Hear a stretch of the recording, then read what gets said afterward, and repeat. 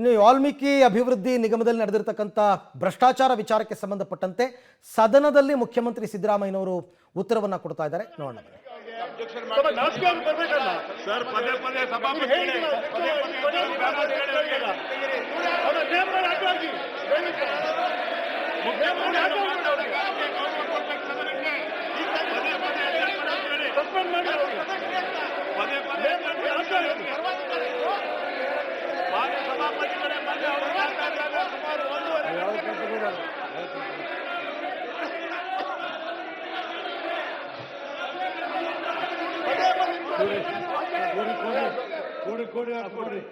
ನೋಡಿ, ನಾನು ನಿಮ್ಗೆ ಹೇಳತ್ತೀನಿ, ನೋಡಿ ಕೂಡಿ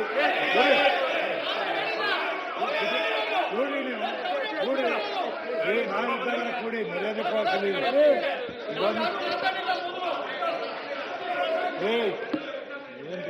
ನಾವು ಮುಖ್ಯಮಂತ್ರಿ ಉತ್ತರ ಕೇಳಕ್ ಬಂದಿರೋದು. ಪದೇ ಪದೇ ಅಡ್ಡ ಮಾಡ್ತಾರೆ. ಯಾಕೆ ಸುಮ್ಮನೆ ಇರ್ಬೇಕು? ನಾವು ಯಾಕೆ ಸುಮ್ಮನೆ ಇರ್ಬೇಕ್ರಿ? ನೀವು ಉತ್ತರ ಕೇಳಿ ಮೊದಲು ಅವ್ರಿಗೆ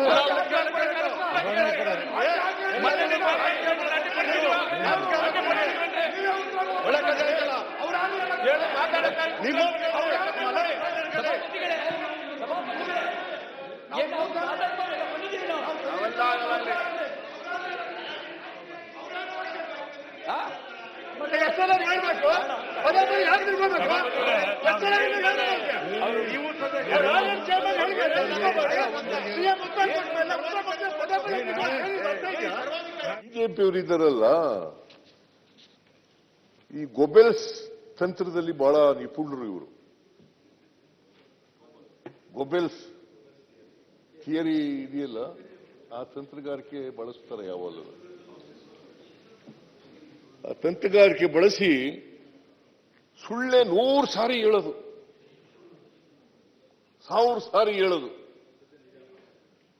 ಅದು ನಿಜ ಮಾಡಬೇಕು ಅಂತೇಳಿ ಪ್ರಯತ್ನ ಇರೋದು ಕುಟಿಲ ತಂತ್ರ.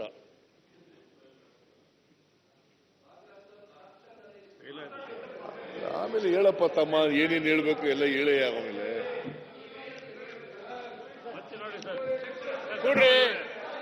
ಕೂಡ್ರಿ ರವಿಕುಮಾರ್ ಅವರ ಮಧ್ಯದಲ್ಲಿ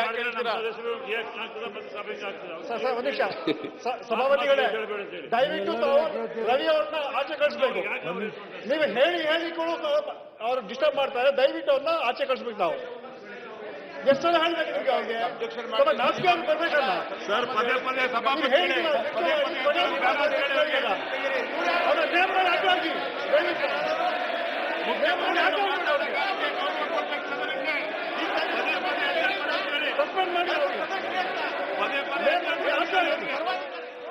ಓಕೆ, ಇದು ಪರಿಷತ್ನಲ್ಲಿ ಮುಖ್ಯಮಂತ್ರಿಗಳು ಉತ್ತರವನ್ನು ಕೊಡ್ತಾ ಇರ್ತಕ್ಕಂಥದ್ದು, ವಿಧಾನಸಭೆಯಲ್ಲ, ಪರಿಷತ್ನಲ್ಲಿ ಉತ್ತರ ಕೊಡ್ತಾ ಇದ್ದಾರೆ. ಬಟ್ ಅದಕ್ಕೆ ವಿರೋಧ ಪಕ್ಷದವರು ಅವಕಾಶವನ್ನು ಕೊಡ್ತಾ ಇಲ್ಲ. ರವಿಕುಮಾರ್ ಅವರು, CT ರವಿ ಅವರೆಲ್ಲ ತುಂಬ ಆಕ್ಷೇಪಣೆಗಳನ್ನ ಎತ್ತುತ್ತಾ ಇದ್ದಾರೆ. ಮುಖ್ಯಮಂತ್ರಿಗೆ ಸಪೋರ್ಟಿವ್ ಆಗಿ ಪರಿಷತ್ ಸದಸ್ಯರೆಲ್ಲರೂ ಕೂಡ ನಿಂತಿದ್ದಾರೆ.